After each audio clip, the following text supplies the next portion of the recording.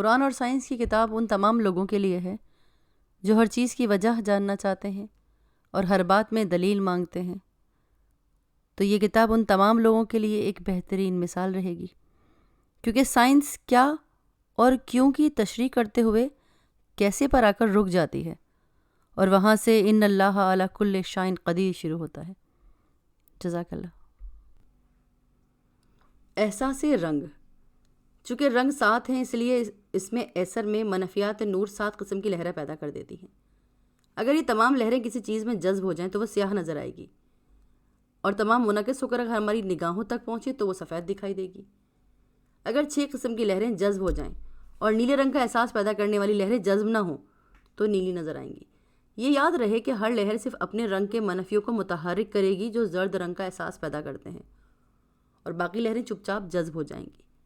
اگر آج سورج کی روشنی میں سے سرخ رنگ نکال دیا جائے تو دنیا میں کوئی چیز سرخ نظر نہیں آ سکے گی۔ یہی وجہ ہے کہ اگر ہم سرخ پھول کو سیماب کے تبخیری لیمپ کی روشنی میں دیکھیں تو وہ سیاہ نظر آئے گا، اس لیے کہ اس لیمپ کی روشنی میں سرخ رنگ کا احساس پیدا کرنے والی موجیں موجود نہیں ہوتی۔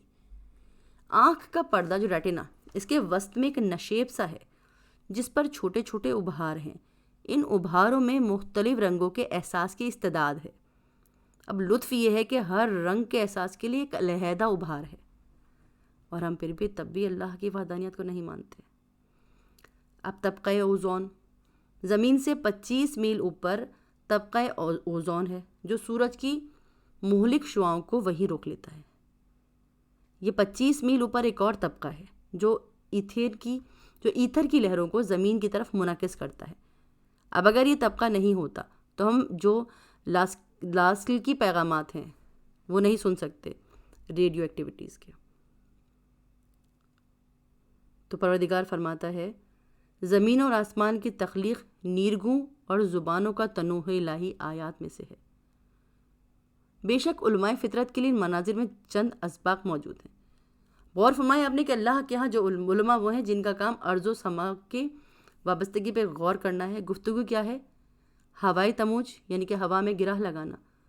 اسی تموج سے ہزارہ با علم فنون خطبے اور اشعار پیدا ہوئے۔ اسی تموج کا نام موسیقی ہے۔ اسی تموج سے دنیا میں سینکڑوں سیاسی اور اخلاقی انقلاب آئے۔ اگر ہوا سے تموج خارج کر دیا جائے تو چڑیے کے چہچہے، کوئل کے نغمے، انادل کے زمزمے سب ختم ہو جائیں گے۔ جس طرح ہوائی تموج سے دنیا کی 4000 زبانیں پیدا ہوئیں، اسی طرح ابتدائی عناصر سے کائنات کے مختلف مناظر وجود میں آئے۔ عربی زبان کے حروف ابجد 28 ہیں، جن میں سے 14 مقطعات قرآنی وغیرہ ہیں۔ یہ اشارہ اس امر کی طرف ہے کہ کائنات کی آدھی رونق حروف یعنی کہ علوم فنون سے ہے اور آدھی عناصر سے ہے۔ جس طرح حروف سے مختلف اقسام کے اشعار مثلاً مدیحہ، ہجویہ، رمزیہ وغیرہ تیار ہوتے ہیں، اسی طرح ابتدائی عناصر سے مختلف قسم کے مناظر وجود میں آئے۔ لالہ وزار، دیگر دلکش مناظر، اشعار فطرت، مہیب کوہستان، دہاڑتے ہوئے سمندر، گرجتے ہوئے بادل رزم عناصر ہیں۔ زمین، شور، آب، تلخ، شجر، قوم ہجوی عنصر ہے۔ اب عناصر ترکیبی یعنی کہ ہائیڈروجن، نائٹروجن، آکسیجن، کورنیم، لورنیم، سوڈیم وغیرہ کی تعداد 92 تک پہنچ چکی ہے، جن کا مستقر ایسر ہے۔ جس طرح ہمارے خطبوں میں اور مکالموں میں سے ہوا میں کوئی پیش و کمی نہیں ہوتی، اس طرح کائنات کی تخلیق سے مخازن اثر پہ کوئی اثر نہیں پڑتا۔ عناصر حروف ابجد کی طرح ہیں۔ حروف سے علم و فنون نکلے ہیں، اور عناصر سے لوح فطرت پر بے شمار غزلیات بھی لکھی گئی ہیں۔ اب سورہ کہف میں پروردگار آیت نمبر 109 میں فرماتا ہے اگر الہی کلمات کو لکھنے کے لیے تمام سمندر سیاہی بن جائیں اور ان میں سے 7 سمندر اور ملائے جائیں تب بھی کلمات الہی یعنی کہ مناظر تخلیق کی فہرست تیار نہیں ہو سکتی۔ تو آیات زیر بحث میں اختلاف مطالعہ علم و فنون اور اختلاف معائنہ عناصر کی طرف دعوت دیتا ہے۔ جیسے اللہ اقبال فرماتے ہیں زمیں سے نوریان آسمان پرواز کرتے ہیں، یہ خاکی زندہ تر پائندہ تر تابندہ تر نکلا۔ بڑی بڑی زبانیں 2 ہیں، آریائی و سامی۔ آریائی زبان کی شاخیں ہیں انگریزی۔ اب یہاں تھوڑا خیال طلب غور طلب بات ہے۔ 2 زبانیں بنیادی، ایک ہے آریائی دوسری ہے سامی۔ آریائی زبان کی شاخیں انگریزی، یونانی، لاطینی، نارویجی، ایسلینڈی، سوری، ڈینمارک، جرمن، ولینیزی، آرمونی، بلغاری، بوہمینی، بلووی، روسی، ہندی، فارسی، سنسکرت وغیرہ۔ فارسی کی شاخیں کیا ہیں؟ ساسانی و فارسی جدید، لغت المادین۔ فارسی کے جدید کیا ہیں؟ افیانی، زبان بحرزر، بلوچی، کردی، واگسی، پامری، تاجکی، سنگلیسی، میخانی، نایوبی، سمانی، مزدرانی، لہجانی، کلاکی، تاسی، تاقا، زفرانی، سیوندنی، شیرازی اور گابری وغیرہ۔ جیسے ہندوستانی زبان کی شاخیں ہیں مہاراشٹری، جینا مہاراشٹری، ماگدی، ادھماگدی، سورسنی، ابرامسا، پہاری، بہاری، بنگالی، مارواڑی، آسامی، نیپالی، تامل، تیلگو، پنجابی، سندھی، پشتو کشمیری، اردو وغیرہ۔ لاطینی شاخیں جو ہیں اس میں فرانسیسی، ہسپانی، پرتگالی، رومانی۔ سامی زبان کی جو شاخیں ہیں عربی، بابلی، اشوری، حمیری، آرامی، فقیہی۔ اس وقت تمام دنیا میں تقریباً 4000 زبانیں بولی جاتی ہیں۔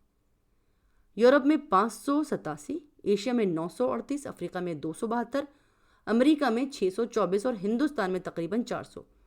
میزان ہے 3824۔ مختلف زبانوں میں سے نہ صرف علم میں ترقی ہوئی بلکہ انسان کی وقت اس لیے بڑھ جاتی ہے کہ وہ مختلف زبانوں کا عالم ہے۔ ایک شخص زبانوں کے مطالعے سے ماہر علوم اور اختلاف الوان کرنے سے عالم کائنات بن جاتا ہے۔ آیات زیر بحث میں الوان کا ذکر نساء کے بعد آیا ہے۔ اس حقیقت کی طرف اشارہ ہے کہ مطالعہ کائنات حصول علم کے بعد شروع ہوتا ہے۔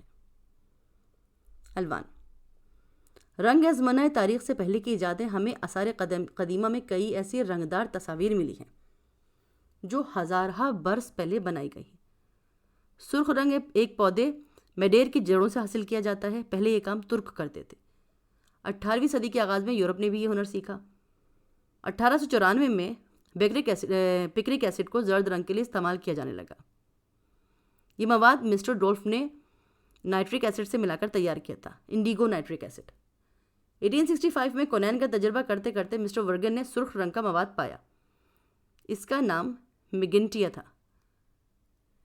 میگنٹا کچھ عرصے پہلے رنگ پتوں اور جڑوں سے حاصل کرتے تھے، بعد میں کیمیائی طریقوں سے لیبز میں تیار ہونے لگا۔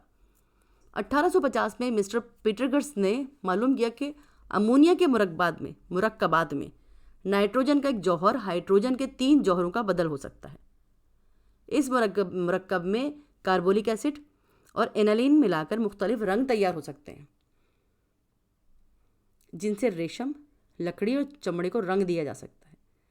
1884 سے پہلے ان مواد کو استعمال کرنے والے المونیم اور دیگر مرکبات سے مدد لی جاتی تھی، لیکن 1884 میں مسٹر بائٹر نے ایک ایسا مادہ دریافت کیا جس سے کسی دوسرے مرکب کی مدد کے بغیر اشیاء کو رنگ دیا جا سکتا تھا۔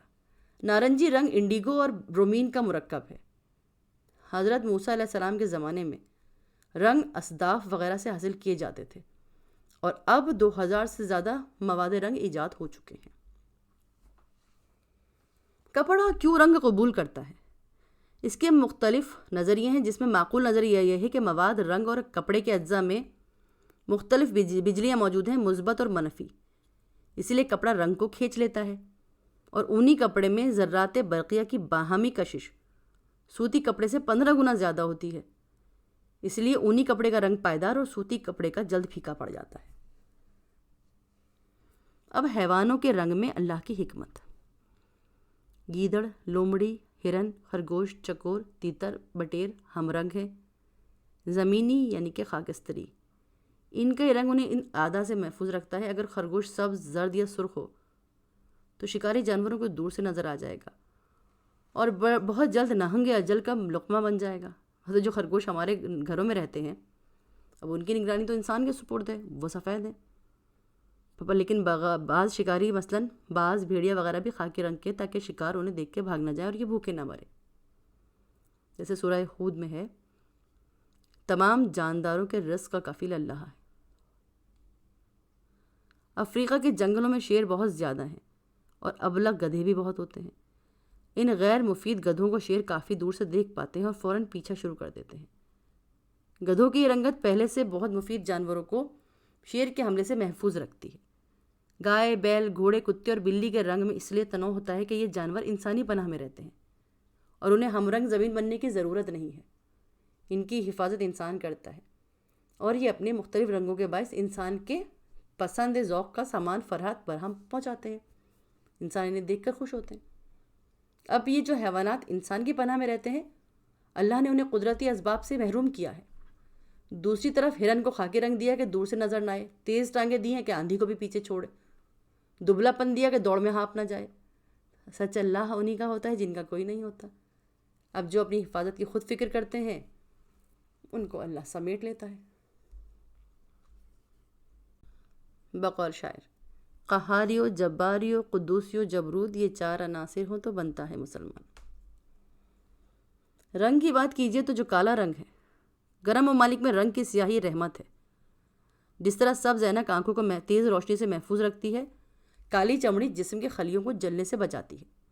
اس لیے سورج کی گرم اور تیز شعاؤں کو جلد جذب کر کے جلدی باہر نکالتی ہے اور جسم کو نقصان نہیں پہنچتا۔ قدرت دھوپ میں کام کرنے والے کسانوں کا رنگ حسب ضرورت سیاہ کرتی ہے تاکہ انہیں نقصان نہ پہنچے۔ یوں سمجھیے کہ کالا رنگ ایک ذرہ ہے جو جسم کو آفتاب کے آتشی تیروں سے بچاتا ہے۔ علماء فطرت کا خیال یہ ہے سائنٹسٹ کا کہ تمام کالے جانور، کوئل، کوا، بلی، بکری وغیرہ خط استوا کے ارد گرد پیدا ہوئے تھے اور ان کی رنگت تیز دھوپ سے بچنے کی خاطر تھی۔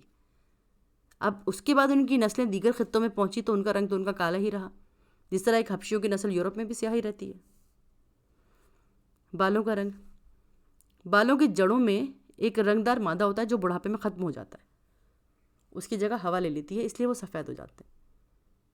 ایک بوڑھا ضعیف جو ہے وہ چل پھر نہیں سکتا، سائے میں پڑا رہتا ہے، جوان کو دھوپ میں کام کرنا پڑتا ہے، تو اس لیے اللہ نے اس کو کالے رنگ کے بال عطا کیے تاکہ سر کو دھوپ سے نقصان نہ پہنچے۔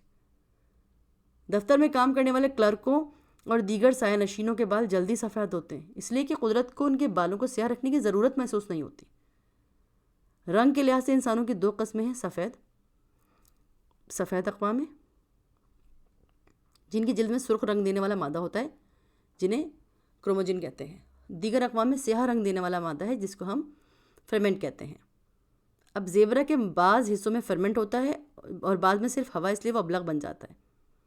فرمنٹ میں ہائیڈروجن پیراکسائڈ ملانے سے اسے سرخ، زرد اور براؤن بنایا جا سکتا ہے۔